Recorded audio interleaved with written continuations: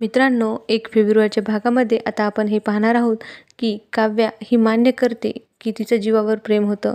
काव्या म्हणते की मी क्लेम करत होते की जीवाचं माझ्यावर प्रेम आहे, माझंसुद्धा जीवावर प्रेम आहे, परंतु मला प्रेम या शब्दाचा अर्थच माहीत नव्हता. प्रेम हे धरून ठेवण्यासारखं नसतं आणि पार्थ, तुम्ही मला आणि माझ्या प्रेमाला कधीच धरून ठेवलं नाहीत आणि हेच तर खरं प्रेम असतं, हे मला तुम्ही शिकवलं. पार्थ, तुम्ही मला प्रेमाचा खरा अर्थ शिकवला.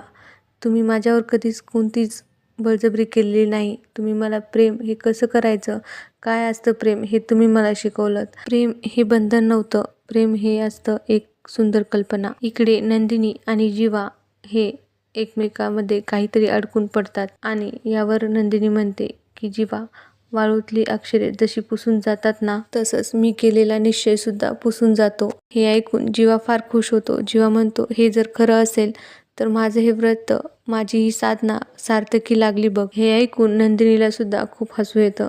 तर मित्रांनो, नंदिनी ही परत देशमुखांच्या घरी जाईल का आणि पार्थ हा काव्याला माफ करेल का, हे पाहण्यासाठी चॅनलला सबस्क्राईब करा, बेल आयकॉनला क्लिक करून ऑलला सुद्धा क्लिक करा.